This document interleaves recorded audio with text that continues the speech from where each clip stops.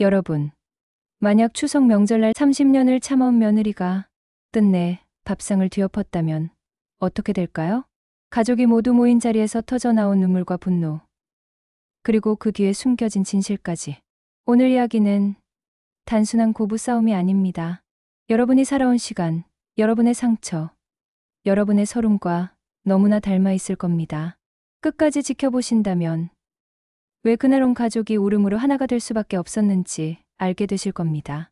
이런 진짜 가족 이야기, 앞으로도 함께하고 싶으시다면 구독, 좋아요, 알림 설정 꼭 부탁드립니다. 여러분의 작은 클릭이 저희에게는 큰 힘이 됩니다.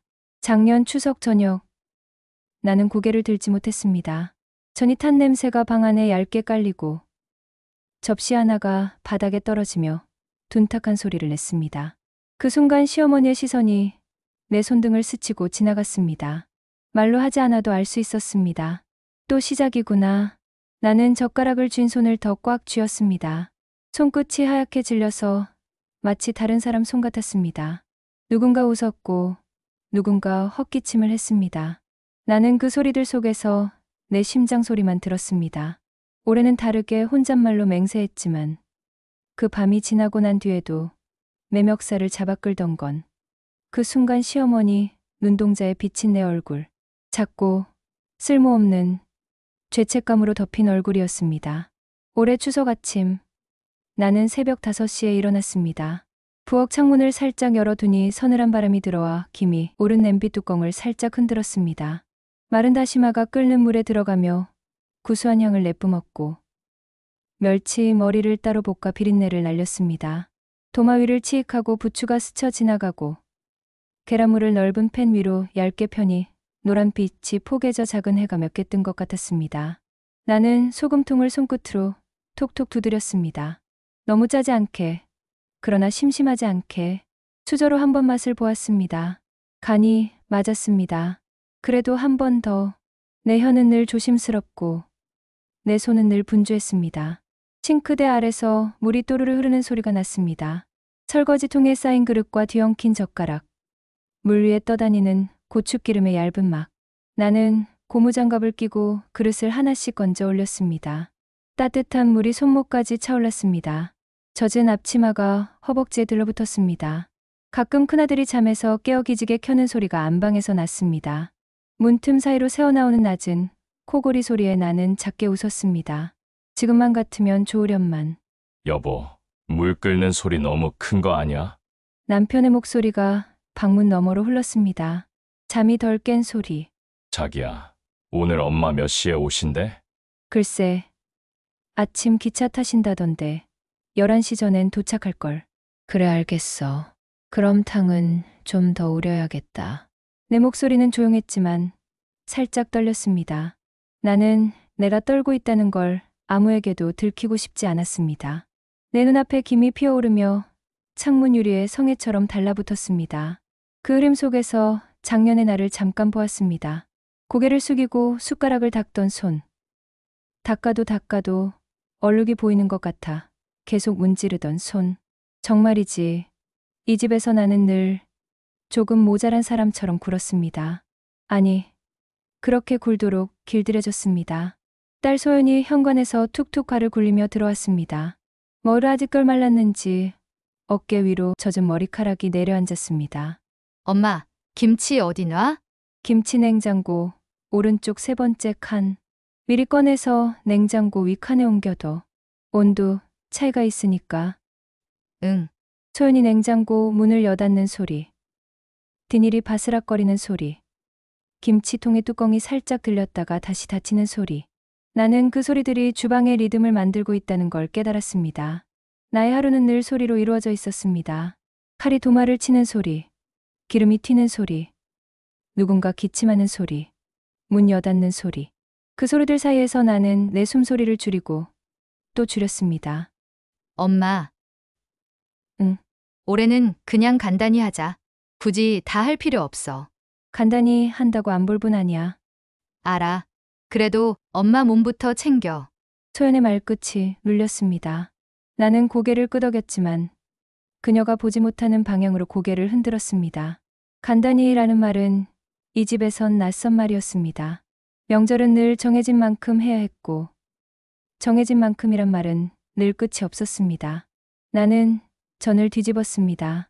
파전 가장자리가 바삭해지려고 하는 순간, 뒤집개를 넣어 단번에 들어 올렸습니다. 뒤집힌 순간, 노릇한 면이 반짝했습니다. 팬에 남은 기름이 모서리에서 작은 파도를 만들었습니다. 그 찰나의 반짝임이 이상하게 나를 위로했습니다. 나도 잘한다. 그렇게 마음속으로 아주 작게 말해보았습니다. 바로 그때 전화가 울렸습니다. 화면에 어머니라는 두 글자가 떠 있었습니다. 어머니. 네. 예, 지금 준비 다 하고 있어요. 저는 부쳤냐? 예. 벌써 반은 했어요. 부침개는 기름을 아껴야 하는 거다. 지난번처럼 허옇게 만들지 말고 색이 나야 먹음직스럽지. 네. 어머니, 조심할게요. 그리고 탕국은 멸치 썼냐? 사골 우려야 깊은 맛이 나지. 이번엔 사골 우렸어요. 그래. 어쨌든 가서 보면 알겠지. 11시 반쯤 도착한다. 전화를 끊고 나니 팬 위의 기름이 갑자기 지저분해 보였습니다. 나는 키친타올로 조심스럽게 닦아냈습니다. 창밖으로 햇살이 조금 더 들어왔습니다. 가을 햇살은 생각보다 차갑고 부엌 타일의 흰색은 생각보다 단단했습니다. 나는 칼을 내려놓고 순간 허리를 폈습니다. 허리뼈가 작게 딱 하는 소리를 냈습니다. 그 소리가 내 안에서 오래된 문이 한번 열렸다 닫히는 소리처럼 들렸습니다. 정말이지.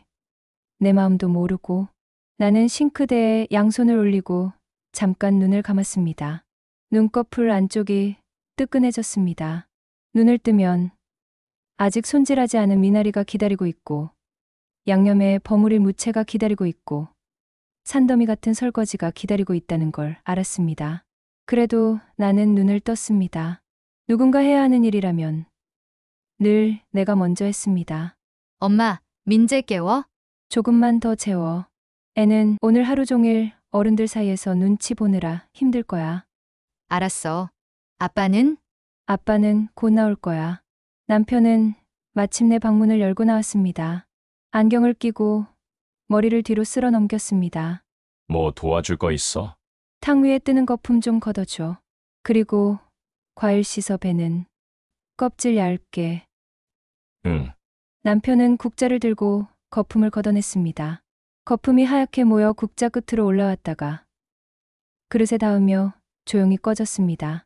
그는 과일을 씻으며 콧노래를 흥얼거렸습니다. 그의 콧노래는 묘하게도 내 신경을 긁었습니다.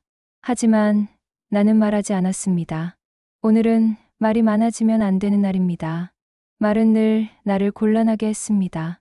말 대신 손을 움직이는 게 쉬웠습니다. 식탁 위에 노을 수저를 세웠습니다. 4쌍, 6쌍, 그리고 2쌍 더. 수저 끝을 천으로 닦아 광을 냈습니다. 반짝이는 스테인리스에 내 얼굴이 뒤집혀 비쳤습니다. 뒤집힌 얼굴이 뒤집힌 마음 같았습니다. 나는 그 얼굴을 오래 보지 않았습니다. 엄마, 이거 양념 맛 좀 봐. 소연이 작은 그릇을 내밀었습니다. 고춧가루가 고운 결로 반짝이고 참기름 냄새가 젓가락 끝을 따라 올라왔습니다. 좋아. 다만 마늘은 조금만 덜어. 어른들 속 쓰릴 수 있어. 응. 소연이 고개를 끄덕일 때 나는 그녀의 목덜미에 돋은 작은 소름을 보았습니다. 추운 기운 때문일까요? 아니면 내가 모르는 불안 때문일까요? 나는 묻지 않았습니다. 묻는다는 것은 곧 대답을 들어야 한다는 뜻이고 대답은 때때로 음식을 태우는 것보다 더 큰 일을 만듭니다. 안방에서 민재가 눈을 비비며 나왔습니다. 할머니 오늘 와? 응. 곧 오셔. 나 인사 어떻게 하지? 그냥 할머니 잘 지내셨어요? 하고 크게 웃어. 응. 민재가 활짝 웃었습니다. 그의 앞니 사이에 작은 빈틈이 보였습니다. 그 빈틈이 내 마음의 빈틈과 닮아 보였습니다. 절로 웃음이 났습니다. 내 웃음은 작았지만 부엌 공기를 조금 덜 무겁게 만들었습니다. 나는 마지막 전을 팬에 올렸습니다. 기름이 다시 속삭였습니다. 치지직 익어가는 소리에 마음이 조금 놓였습니다. 시계를 보았습니다. 10시 50분. 남편이 과일 접시를 들고 거실로 나갔습니다. 소연은 상위를 정리했습니다.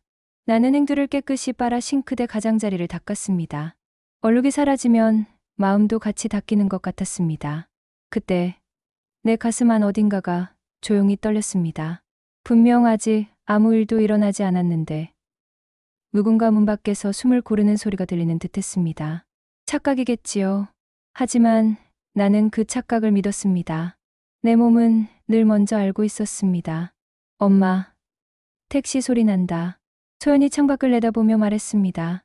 나는 에이프런 끈을 한 번 더 묶었습니다. 손바닥을 비볐습니다.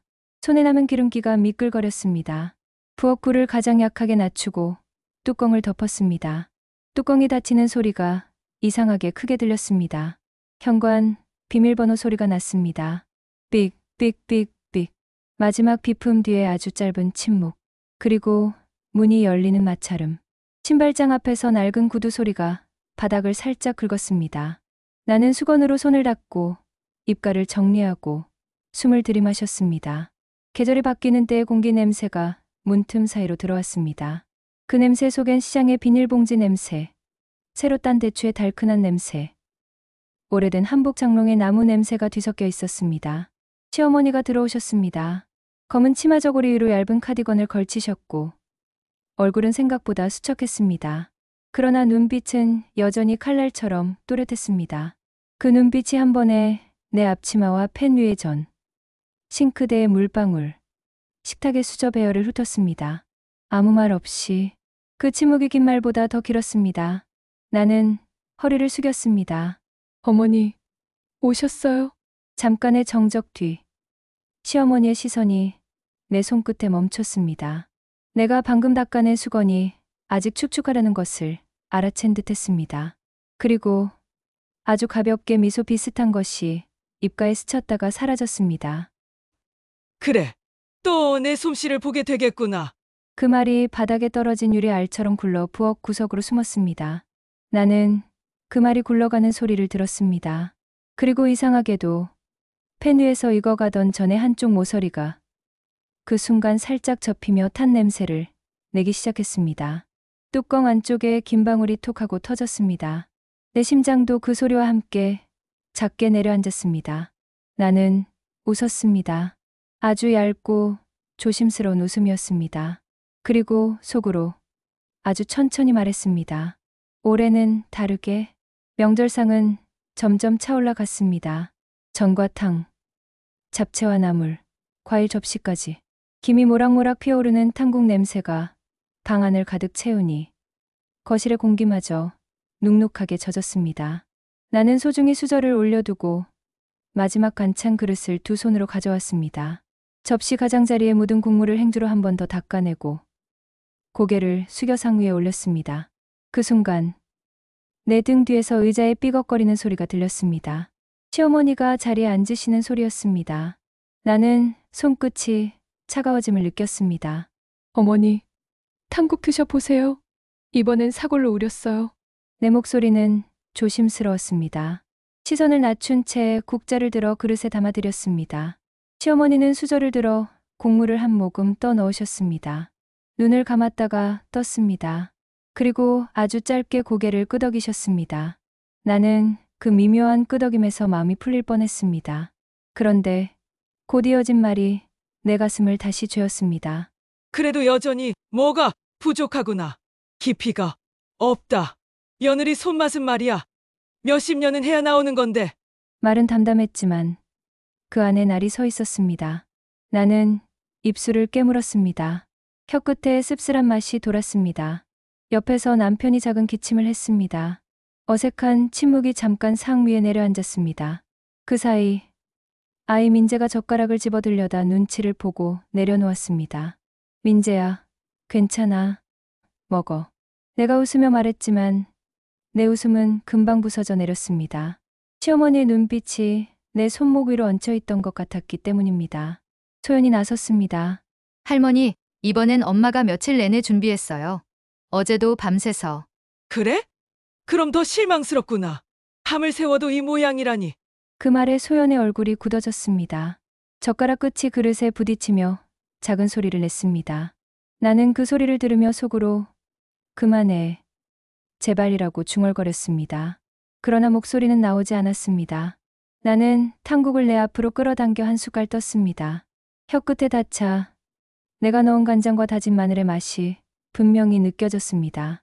내가 지켜온 방식, 내가 믿었던 방법이었습니다. 하지만 그 모든 게 시어머니 한마디 앞에서 무너졌습니다. 내 속에서 작은 불씨가 피어올랐습니다. 혼잣말이 터져 나왔습니다. 내가 왜 아직도 아이처럼 검사를 받아야 하는 거지? 이 집에서 30년을 살았는데 아직도 나는 손님인가? 도대체 언제쯤 내 이름으로 인정받을 수 있을까? 그 순간 시어머니가 다시 전을 집어드셨습니다. 전의 모서리를 잘라 입에 넣으시곤 코웃음을 치듯 말했습니다. 또 기름이 많구나. 지난번에도 그랬지. 이러니 살이 찌지. 그 말은 내 몸을 향해 화살처럼 꽂혔습니다. 내 백가죽이 갑자기 무겁게 느껴졌습니다. 나는 고개를 들지 못했습니다. 숨이 막히는 듯 했습니다. 내 손이 숟가락을 떨어뜨렸습니다. 금속이 바닥에 부딪히며 맑은 소리를 냈습니다. 모두의 시선이 내 손끝에 모였습니다. 남편이 얼른 숟가락을 집어들며 말했습니다. 어머니, 그냥 드세요. 다 괜찮습니다. 괜찮긴 뭐가 괜찮아. 먹는 건 사소한 게 아니다. 이런 건 기본이지. 남편의 말은 힘없이 허공에 흩어졌습니다. 나는 그 허공 속에 서 있었습니다. 목구멍에 무언가 걸린 듯 답답했습니다. 소연이 다시 목소리를 높였습니다. 할머니, 너무 심하세요. 엄마가 얼마나 고생했는데요. 고생은 당연하지. 시댁 며느리라면 그 정도는 해야지. 그 말에 나는 더 이상 귀를 막을 수 없었습니다. 손끝에서 식은땀이 흘렀습니다. 내 심장이 두근거렸습니다. 숨이 가빠졌습니다. 나는 나도 모르게 상위에 놓인 젓가락을 3개 내려놓았습니다. 그 소리가 짧지만 날카롭게 방 안을 울렸습니다. 어머니, 제발 그만하세요. 내 입에서 나온 목소리는 떨렸지만 오래 쌓인 서러움이 묻어 있었습니다. 모두가 놀라 나를 바라보았습니다. 순간 공기가 얼었습니다. 시어머니의 눈동자가 내 눈과 마주쳤습니다. 그 속엔 놀람과 분노, 그리고 알 수 없는 다른 무언가가 섞여 있었습니다. 나는 숨을 고르며 손을 무릎 위에 얹었습니다. 내 손등이 떨리고 있었습니다. 민재가 작은 목소리로 나를 불렀습니다. 할머니 엄마 그만 싸우세요. 그 말에 잠시 정적이 흘렀습니다. 그러나 그 정적은 곧 다시 깨졌습니다. 시어머니가 차갑게 웃으며 말했습니다. 내 엄마가 먼저 날 가르치려 드는구나. 며느리가 제 자리를 모르네. 나는 그 자리에서 일어나지 못했습니다. 그러나 마음속에서는 무언가가 무너지고 있었습니다. 더 이상 같은 자리를 지킬 수 없다는 예감이 짙게 몰려왔습니다. 숟가락을 내려놓은 내 손은 아직도 떨리고 있었습니다. 상위에 놓인 반찬들이 전부 날카롭게 나를 노려보는 듯했습니다. 김이 피어오르던 탕국조차 내 편이 아닌 것 같았습니다. 방 안은 조용했지만 그 조용함 속에서 나는 완전히 혼자가 되어 있었습니다. 남편은 의자에 등을 기대고 고개를 떨구었습니다. 그 모습은 마치 아무 일도 일어나지 않은 듯, 혹은 일어난 일은 자기와 상관없다는 듯했습니다. 당신은 늘 그랬지. 나와 어머니 사이에 끼지 않으려 했지. 그게 중재라고 믿는 거겠지. 하지만 결국 나 혼자였어. 속으로 내뱉은 말이 목구멍 끝에 걸렸습니다. 나는 숟가락을 치우는 척하며 자리에서 일어났습니다. 싱크대에 그릇을 옮겨 담자 찬물에 젖은 접시에서 소리가 났습니다. 쨍하는 소리, 내 가슴이 갈라지는 소리 같았습니다. 고무장갑을 끼고 물속에 손을 담갔습니다. 따뜻해야 할 물은 어느새 미지근해져 있었고 그 미지근함이 내 마음과 닮아 있었습니다. 엄마, 내가 도와줄게. 소연이 다가와 그릇을 내 손에서 받았습니다. 그녀의 손등이 물에 닿자 움찔했습니다. 괜찮아. 내 손은 물에 닿지 마. 너는 내 삶 살면 돼. 엄마, 그 짧은 부름에 나는 잠시 고개를 숙였습니다. 소연의 눈빛은 나를 위로하려 했지만 동시에 답답함을 담고 있었습니다. 엄마. 왜 늘 이 자리에서만 서 있니? 왜 늘 참고, 또 참고만 하니? 딸의 마음이 그대로 전해져 오는 것 같았습니다. 남편이 거실 쪽으로 몸을 돌리며 말을 꺼냈습니다. 여보, 그냥 넘어가. 명절이잖아. 또 싸움 만들지 말고. 그 말에 나는 웃음인지 울음인지 모를 소리를 흘렸습니다. 넘어가라니? 언제까지? 내가 평생을 이렇게 넘어가며 살았는데 이제 또? 내 속에서 말들이 터져 나왔습니다. 하지만 입술은 굳게 다물려 있었습니다. 어쩌면 말해봤자 소용없을 걸 너무 잘 알고 있었기 때문일지도 모릅니다. 나는 수건으로 손을 닦고 부엌 창문을 열었습니다.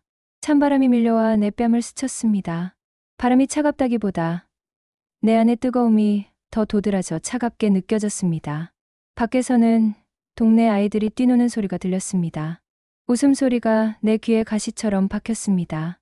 나도 웃고 싶은데, 나도 웃으며 살고 싶은데. 시어머니 목소리가 뒤에서 다시 들렸습니다. 역시 며느리란 건 며느리일 뿐이지. 아무리 해도 시집 사람은 될 수 없는 거야. 그 말은 내 등짝을 매질하는 채찍 같았습니다. 나는 순간 숨을 삼키며 고개를 들었습니다.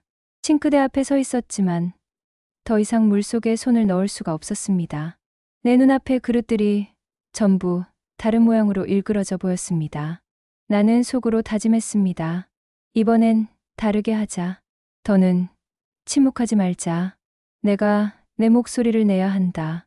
딸 앞에서, 손자 앞에서 더는 비참한 모습 보여주지 말자. 손등을 털어내고 다시 방 안으로 들어섰습니다. 상위에 놓인 음식들이 여전히 나를 시험하는 것 같았습니다. 하지만 이번엔 내 안에서 무언가 달라지고 있었습니다. 내가 서 있던 자리가 내가 30년 동안 지켜왔던 자리라는 생각이 들었습니다. 나는 더 이상 손님이 아니었습니다. 소연이 조용히 내 옆에 서며 속삭였습니다. 엄마, 나라도 엄마 편이야. 나도 이제는 더 보고만 있지 않을 거야. 그 말은 내 안에 불씨를 붙였습니다. 아직은 작지만 곧 번져나갈 불길 같은 감정이었습니다. 나는 작은 고개의 끄덕임으로 대답했습니다. 그러나 그 작은 움직임 안에 내 결심이 담겨 있었습니다. 나는 상위에 놓인 전과 나무를 바라보다가 고개를 떨궜습니다. 음식 냄새가 방 안을 채우고 있었지만 내 코끝에는 쓴맛 같은 기운만 감돌았습니다. 손끝은 여전히 미세하게 떨리고 있었고 그 떨림이 내 속마음을 대신 말해주고 있었습니다. 더는 못 참아. 하지만 혼자서는 두렵다. 그때 소연이 조심스럽게 내 옆에 앉았습니다. 그녀의 손등이 내 손 위에 포개졌습니다. 따뜻했지만 그 온기 안에는 긴장이 숨어 있었습니다. 엄마, 왜? 그냥 엄마 눈이 너무 빨개 보여서. 나는 고개를 저으며 억지로 웃음을 지었습니다. 괜찮아. 조금 피곤해서 그래. 피곤해서 난 이런 눈 본 적 없어. 엄마, 왜 꼭 다 참으려고 해? 그 말에 나는 순간 숨이 막혔습니다. 30년 동안 누구도 해주지 않은 말을 딸이 하고 있었습니다. 목을대가 울컥 올라왔습니다. 소연아, 명절은 참아야 넘어가는 거야. 이게 집안 지키는 거야. 아니야. 엄마, 그건 그냥 엄마만 다치는 거야. 난 어릴 때부터 다 봤어. 엄마가 매번 울면서 설거지하던 거. 다 기억나. 그 말이 내 가슴 깊은 곳에 돌덩이처럼 떨어졌습니다. 애까지 다 알고 있었구나. 나는 숨겼다고 믿었는데. 나는 순간 눈을 감았습니다. 눈꺼풀 안쪽에서 뜨거운 게 차올랐습니다. 소연은 더 가까이 다가와 목소리를 낮췄습니다. 엄마, 나라도 엄마 편이야. 아빠도 할머니도 아니어도 난 있어. 나는 그 순간 울음을 참을 수 없었습니다. 눈물이 뺨 위를 타고 흘러내렸습니다. 내 딸이, 내가 지켜주려 했던 아이가 오히려 나를 지켜주고 있었습니다. 이제야 내 편이 생겼구나. 30년 만에. 그때 거실 쪽에서 시어머니의 목소리가 다시 들려왔습니다. 멍하니 뭐하냐? 상이나 치워라. 음식이 식겠다. 그 목소리는 여전히 날카로웠습니다. 하지만 이번에는 달리 들렸습니다. 내 옆에 소연이 있었기 때문입니다. 나는 수건으로 눈물을 닦으며 딸을 바라봤습니다. 그녀의 눈에서도 물기가 반짝이고 있었습니다. 나는 속으로 다짐했습니다. 이젠 숨지 않겠다.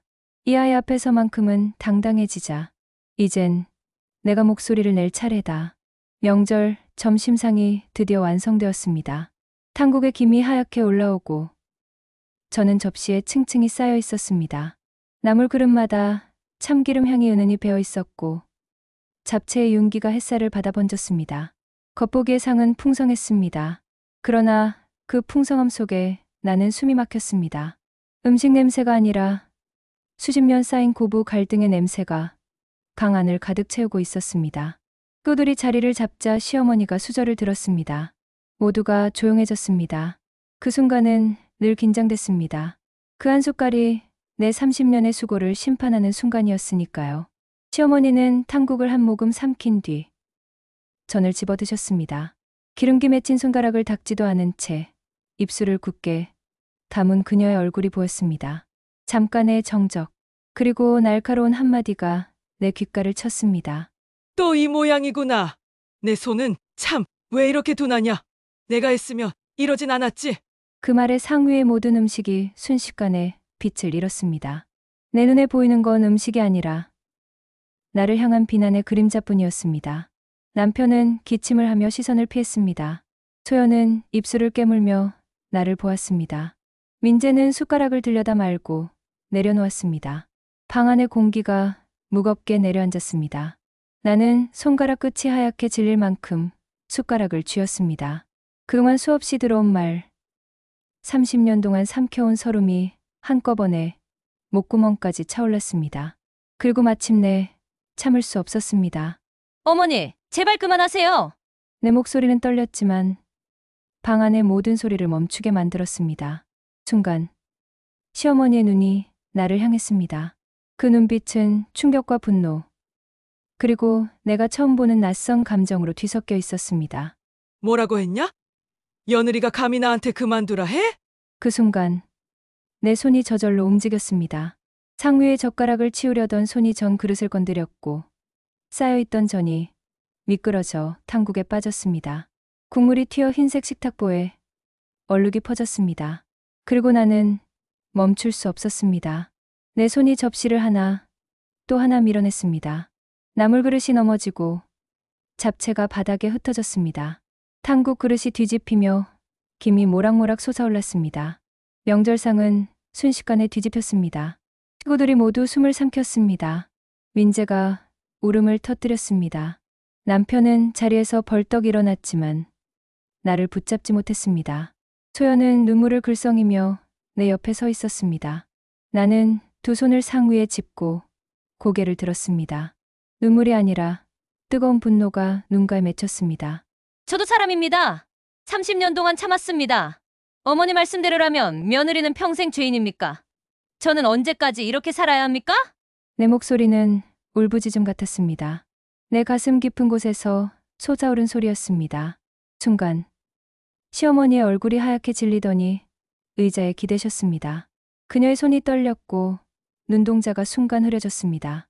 그리고 작은 신음소리가 입술을 뚫고 나왔습니다. 어머니!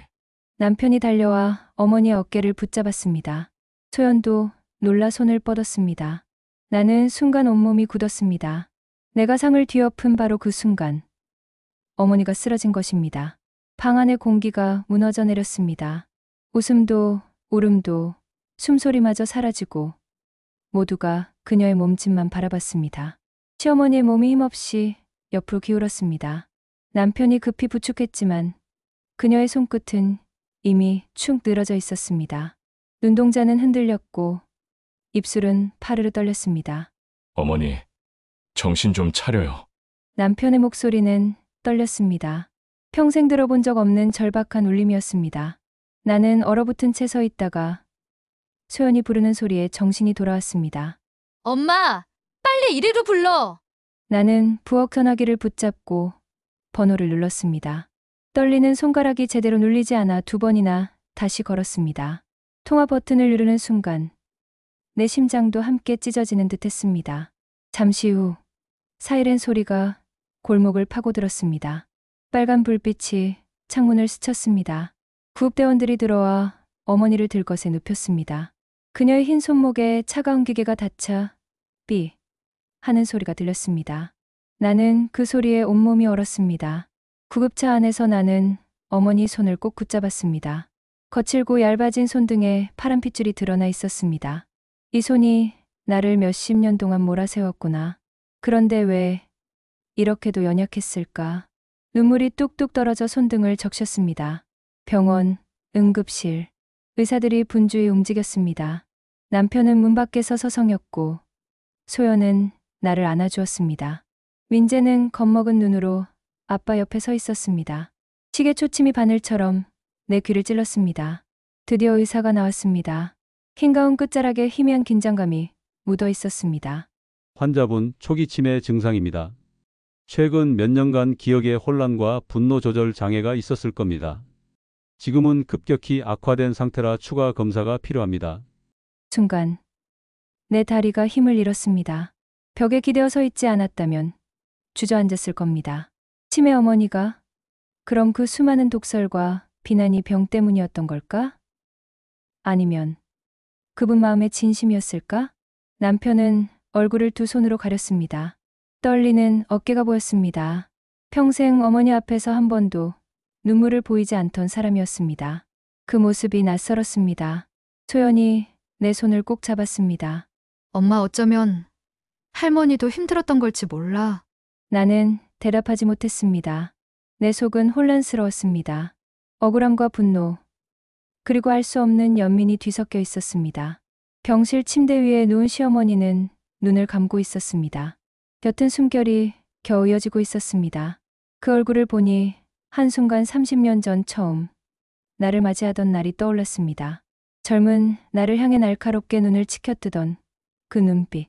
그 눈빛은 여전히 내게 상처였는데 지금은 바람에 꺼질 촛불 같았습니다. 나는 그 앞에 서서 손을 모았습니다. 어머니, 왜 이제 알게 하십니까? 왜 이렇게 늦게? 눈물이 쏟아졌습니다. 병실의 공기는 고요했지만 그 고요가 오히려 날카로운 바늘처럼 내 가슴을 찔렀습니다. 하얀 시트 위에 누운 시어머니는 마치 작은 파도에 휩쓸려가는 듯 위태로워 보였습니다. 얼굴은 창백했고 마른 손등은 힘없이 이불 위에 놓여 있었습니다. 나는 그 손을 조심스레 잡았습니다. 까칠까칠한 피부, 뜨거움이 빠져나간 듯 차가운 온기. 30년 동안 그 손은 늘 나를 겨누는 칼날 같았는데 지금은 무너진 성벽처럼 힘이 없었습니다. 어머니, 내 목소리는 떨렸습니다. 말 한마디에도 눈물이 터져 나올 것 같아 조심스럽게 꺼낸 이름이었습니다. 그때 시어머니의 눈이 천천히 떴습니다. 흐릿하지만 여전히 날카로움을 잃지 않은 시선이 나를 향했습니다. 그러나 이번엔 뭔가 달랐습니다. 그 눈빛 안에서 처음으로 두려움과 슬픔이 섞여 있었습니다. 정수가, 네. 어머니, 여기 있어요. 나는 평생 여자로서 살아본 적이 없다. 그 말은 마치 병실 벽을 울리는 종소리처럼 내 귀를 때렸습니다. 시어머니의 입술이 떨리며 이어졌습니다. 내 시아버지, 그 사람 바람이 날 얼마나 무너뜨렸는지 아무한테도 말 못했다. 그냥 견디는 게 내 몫이라고 생각했다. 그래서 너한테도 똑같이 강해지라고만 했다. 나는 숨이 막혔습니다. 수십 년 동안 나를 옥죄던 말들이 사실은 그녀 자신의 상처에서 흘러나온 것임을 이제야 알게 된 것입니다. 눈물이 시야를 흐렸습니다. 그 순간 내 안에서 억눌려 있던 무언가가 터져 나왔습니다. 어머니, 왜 저한테 말씀 안 하셨어요? 저도 여자인데, 저도 이해할 수 있었는데. 시어머니의 눈가에 작은 물방울이 맺혔습니다. 그녀가 울고 있다는 걸 나는 처음 보았습니다. 내가 내게 족쇄만 씌운 거지. 내 삶을 인정해주지 못했구나. 미안하다. 정수가. 그 말은 날카로운 칼이 아니라 오래 묵은 쇠사슬이 끊어지는 소리 같았습니다. 내 가슴을 짓누르던 무게가 조금씩 풀려나갔습니다. 남편이 그 자리에 무릎을 꿇었습니다. 어머니와 나 사이에서 늘 침묵하던 그가 이번엔 고개를 숙이며 울고 있었습니다. 여보, 엄마 내가 잘못했어. 둘 다 외면했어. 용서해줘. 소연이 내 옆에서 흐느꼈습니다. 손자 민재도 눈치를 보며 작은 손으로 내 손을 꼭 잡았습니다. 그 작은 손이 내 마음을 붙들어 주었습니다. 나는 시어머니의 손을 더 꽉 잡았습니다. 어머니, 이제 괜찮습니다. 우리 이제라도 같이 살아봐요. 며느리와 시어머니가 아니라 그냥 여자 대 여자로. 시어머니의 입가에 아주 작은 미소가 번졌습니다. 눈물이 흘러내리며 주름진 뺨을 타고 내려갔습니다. 그 눈물은 쓰라린 후회의 눈물이면서 동시에 오래 묵은 감옥에서 풀려나는 눈물이었습니다. 병실 안에 있던 모든 숨소리가 뒤엉켜 울음이 되었습니다. 울음은 슬픔이 아니라 마침내 서로의 진심에 닿은 감격의 울음이었습니다. 며칠 뒤 우리는 다시 식탁 앞에 앉았습니다. 이번에는 병실이 아니라 우리 집 거실이었습니다. 뒤집혔던 명절상은 이제 차분히 차려져 있었고 음식 위로 햇살이 따뜻하게 내려앉았습니다. 전에 노릇한 빛깔, 잡채의 반짝임, 나물의 푸른빛. 똑같은 음식인데 오늘은 다르게 보였습니다. 나는 손수건으로 식탁보의 주름을 한 번 더 펴주었습니다. 어머니가 내 손을 바라보며 미소를 지으셨습니다. 그 미소는 예전처럼 날카롭지 않았습니다. 오려 주름 사이사이에 오래된 연민과 따뜻함이 담겨 있었습니다. 정수가, 내 손이 참 곱다. 그 말에 나는 순간 눈물이 차올랐습니다. 30년 동안 듣고 싶었던 말이었습니다. 고맙습니다, 어머니. 이제야 제 손을 봐주시는군요. 소연이 웃으며 과일 접시를 가져왔습니다. 민재는 옆에서 종알거리며 어른들을 웃게 만들었습니다. 남편은 오랜만에 숟가락을 들며 우리를 바라보았습니다. 이제 우리 집에도 명절 같은 명절이 오는 거네. 어머니는 조용히 고개를 끄덕이셨습니다. 늦게라도 이렇게 밥을 함께 먹을 수 있어 다행이다. 내가 참아준 덕분이다. 하지만 이제는 참지 말아라. 내 목소리를 내어라. 나는 내 시어미가 아니라 내 편으로 살고 싶구나. 그 말에 방 안 공기가 따뜻해졌습니다. 우리는 함께 수저를 들었습니다. 김이 피어오르는 탕국 냄새 속에서 나는 처음으로 숨이 편안히 쉬어지는 걸 느꼈습니다. 나는 속으로 조용히 말했습니다. 이제는 이 집에서 나도 가족이다. 더는 그림자가 아니다. 더는 침묵하지 않을 것이다. 식탁 위에 놓인 음식들이 다시 빛나 보였습니다. 그리고 우리는 함께 웃었습니다. 울음과 웃음이 뒤섞인 오래 기다려온 화해의 순간이었습니다. 여러분, 한 집안의 갈등도 결국 마음을 나누는 순간 풀릴 수 있음을 보여드렸습니다. 우리 모두가 살아가는 가족 이야기. 오늘도 함께 해주셔서 감사합니다. 앞으로도 진솔한 이야기를 계속 나누고 싶으시다면 구독과 좋아요, 그리고 알림 설정 꼭 부탁드립니다. 여러분의 작은 클릭이 큰 힘이 됩니다.